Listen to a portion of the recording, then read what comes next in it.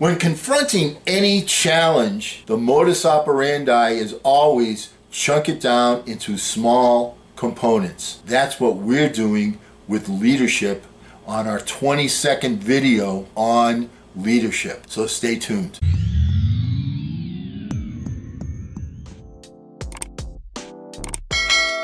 Hello again, everyone. I'm Eli's dad with Project Eli, where we educate, we lead, we inspire. And we're working on leadership based upon the book Leadership Secrets of Attila the Hun by Wes Roberts, PhD. We've done 21 videos, only 2 more to go. All right, we're getting some nuggets from Mr. Roberts. Today's nuggets are on diplomacy and politics and goals. Let's get to it. When in a political war, a Hun must always keep an eye to the rear. Chieftains are often betrayed by those they trust the most. I've sort of combined 2 of them. When you're in a political war, keep your eye open. You know what they said in The Godfather, keep your enemies close, but keep your friends closer. You got to keep an eye on the people around you. All right, people, you know, if you've put people that are strong-minded, as you should, in leadership positions because they have potentials for that strength, one of the things you always have to remember is because they are strong, they're thoroughbreds, they may jump the gate. So keep an eye on them, all right? Keep an eye on them. It's an important thing. The essence of Hunnish victory lies in the answers to the questions where and when. You as a leader need to be decisive. And the key elements that you have to adhere to are you have to know where to act and you have to know when to act. Where you're doing it is critical, and when you're doing it, the timing is so important. Keep these different factors in mind. Always say to yourself, where is my action going to prove fruitful and when is the best time to pursue it? Huns should engage only in wars that they can win. Hey, don't fight a battle that you have absolutely no chance of winning. Get your resources, make yourself stronger, put yourself in a position to win, but don't go to war until you can see that you have everything ready to rock and roll and to be able to win a victory. Huns may enter war as a result of failed diplomacy. However, war may be necessary for diplomacy to begin. You know, when I think of that, one of the things I think about is kind of the American Civil War. The one side, the government was trying to be diplomatic and they were trying to give concessions and they're trying to get along and to preserve the Union, but sometimes you got to go to war so that the diplomacy can begin. And once that war started, once that war ended, then the diplomacy began, and we started to have the government that we are looking at today, more closer to where we are today in any case. But you follow what I'm saying. Sometimes, you have to go to war. You have to, let's say, go on strike. In a company, you have to go on strike in order to get, the management to the bargaining table. Simple as that, okay? For Huns, conflict is a natural state. People are by their nature competitive. Keep that in mind. Use that to your advantage. If you can create a competitive situation, that's going to work to your favor if you're doing it in a positive way. Huns only make enemies on purpose. Okay?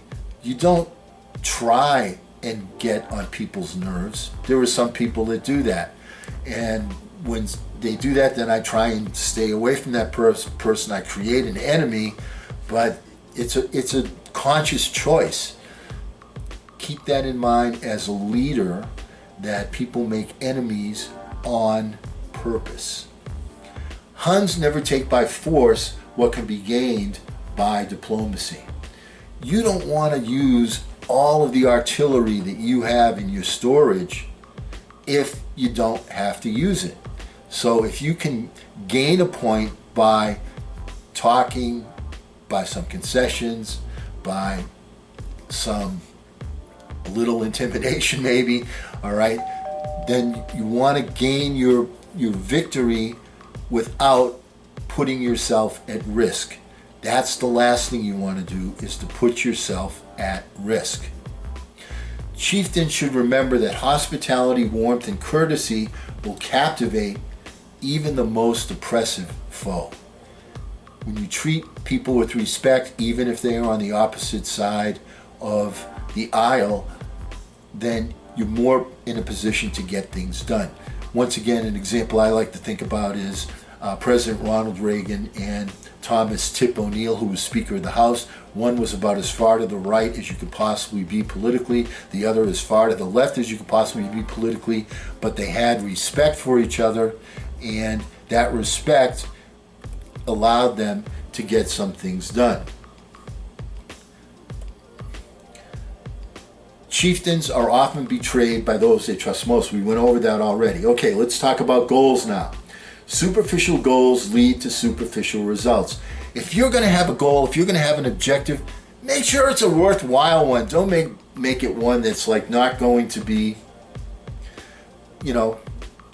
cause some achievement. You want to be taking steps forward. You don't want to just be, putting gravy on top of the turkey. All right, that doesn't really change the turkey. All right, what you want to do is you want to, do something that is going to enhance the outcome that you're looking to pursue. So make sure that your goals are worthy goals. As a nation, we would accomplish more if Huns behaved as though national goals were as important to them as personal goals. Many times when you get people in leadership positions, they think, okay, I've arrived, here I am, and then they start working on their own little personal. Always remember that you're there to serve, not to be served. And if you want to be an effective, strong leader, keep in mind, servant leader. How is what I'm doing going to affect my nation as a whole in a positive way? When you help enough other people get what they want, you will get what you want. Critical to a Hun's success is a clear understanding of what the king wants. In any endeavor, in any business, there's got to be clarity in direction. My mentor, Bob Anderson, used to always say, CCDD, clear, concise, definite direction. And then you always want to get the person to poly-parrot back to you the direction you want, the outcome that you want, because if there's not that clarity and they go for something else, they may do a great job, but it's not what you wanted. You've got to get what you wanted, make sure that your directions are clear, make sure that the outcome that you're seeking is clear. A Hun's goal should always be worthy of his efforts. Challenge somebody. Don't make it too easy. All right? You want to have, if you're looking to, the stronger your individuals are, the stronger your unit is. It's really that simple. And if you want to have a strong unit, then what you need to do is you need to challenge people constantly. Make sure that the efforts that they have to give are testing their mettle. A Hun without a purpose will never know when he has achieved it. Once again, success formula mirrors leadership, that you've got to have a vision, you've got to have a dream, you've got to have a goal, you've got to have a purpose. If you don't have a purpose, then you're just meandering, you're on a treadmill, you're not going anywhere. If you are the leader, you're looking to move your organization forward, you've got to have a purpose. That starts with the vision that you plant in the minds of the people in your orbit. A Hun's conformance, and conformance is how well something meets a specified standard, does not always result in desired performance. You're always looking to get results that are excellent. You're looking for top results. But your definition of what's excellent versus the people that you make the assignment to get the job done, that you delegate to, may not always be eye to eye. So one of the things is you want to be clear on what you want, but always remember that there are always those people that just do enough to get by. Keep that in mind. So make a standard of excellence and make sure that your people understand we go this high, we don't go any lower than that. We'd like to go this high, We'd like to go this high, but as a bare minimum right here, never below that. Never below that. Set the standard, set the bar. Your people will perform to the height of the bar that you as a leader set for them. Chieftains should always aim high, going after things that will make a difference rather than seeking the safe path of mediocrity. Be a difference maker. Be someone that's making the organization move forward.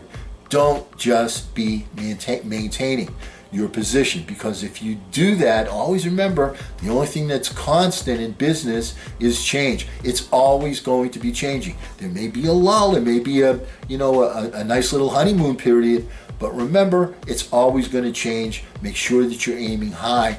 That's what motivates people to give excellence if they have a worthy ambition. Kings should always appoint their best Huns as chieftains, no matter how much they're needed in their current position. If you have, as an example, I was in when my company, virtually every company I ever worked with, the number one salesperson, or very close to the number one salesperson, those are the people that you want to promote. You don't want to say, this guy is providing a lot of sales, let's keep him in that position, unless that's where he wants to be. I had somebody that didn't want leadership, that wanted to just be a salesperson. Okay, be the best salesperson you can be, help me to develop other people, and he did that. But on the other hand, if you have somebody that's a top performer, always let them try and go to the next level. Yeah, sometimes the Peter principle, where people advance to their level of incompetence, will throw a monkey wrench into that, but you never know what somebody can achieve until you give them the opportunity. Allow them to perform at the highest level possible. Never appoint acting chieftains. Put the most capable Hun in charge, give him both responsibility and authority, then hold him accountable. Don't put somebody in limbo. Hey, you're the leader, you're the boss, this is what I want to get done, this is what we need to get done. You are accountable to get that job done. Give them the authority to be the leader. If you don't, then what happens is when they give directions, when they give orders to people to perform in a certain way, it's all watered down. They have to have the authority or it's not going to stick. A wise chieftain never depends on luck. Rather, he or she always trusts the future to hard work, stamina, tenacity, and a positive attitude. Same things that work on the success formula. Work for you as an individual. Work as a team leader. Work as the leader. If you're going to be a leader, hard work, stamina, tenacity, positive attitude. If you don't have it as the leader, how do you expect your other people to have it? They will mirror what you do. Remember, you as the leader set the bar. People will go to the height of the bar that you set. So demand excellence and lead by example with hard work, stamina, tenacity, and a positive attitude always. A wise chieftain knows he's responsible for the welfare of his Huns and acts accordingly. Focus on the people, what you can do to make them better, their lives better, them more productive. Remember, servant leadership. Help enough other people get what they want, you're going to get what you want. Being the leader of Huns is often a lonely job. Sometimes, as the person that has all of the information, you have to make a tough decision for the benefit of everybody, and it's not popular. You are alone. Let me give you an example of that. One of the things that I spoke about when we had our previous president, I believe he was number 45, was we need to attack this virus like a war. We need to get everybody in the whole country on the same page. Guess what? My advice is still the same. We have a new president, but we can't leave this for 50 different generals. We have to have one commanding general because this is a war. If it's lesser than a war, if it's just a neighborhood thing, okay, then you have local government. But if it's a national thing, like this virus is, as a matter of fact, it's actually a worldwide thing. We need somebody in charge for the whole, we need a game plan for the whole world. But at the very least, we need a game plan for our country. And this is the time when the federal government takes precedence over the local government because people travel, people mix, the disease passes around. We've got to have national leadership in this particular scenario. And that's an unpopular posture to assume. Leadership can be very lonely, but that's what makes you a leader. Once committed to actions, chieftains must press for victory, not for stalemate, and surely not for compromise. If you're going to go for it, and go full bore for it, right? Take your assets and move. Go forward. Don't give a half-hearted effort. Give a half-hearted effort, you're going to get half-hearted results. You got to go full bore. You got to go for complete and total victory. You don't always achieve that, but that is what you're going for. Shared risk-taking will weld the relationship of a chieftain and his sons. When there is a shared risk and shared achievement, that creates an unbelievably strong bonding element for the team. So, as a basketball coach, as an example, one of the things we would do is we would press. We put two guys on one guy. Now, if the guy being pressed was a really, really good player, he could pass the ball and end up getting a layup. We're taking a risk by going 2 against 1 because then they're going 4 against 3. Okay, you take that risk, but when you take that risk, you're bonding everybody together. Do you follow what I'm saying? Do you see how that fits in the business scenario as well? When everybody works together, then what happens when you're taking those risks? It's a bonding element. It works to your advantage. Strong chieftains stimulate and inspire the performance of their huns. One of the things that I heard from in a company that I worked with was, hey, it's not my, and this was the leader of the whole outfit, it's not my job to motivate them. That's what their paycheck is supposed to do.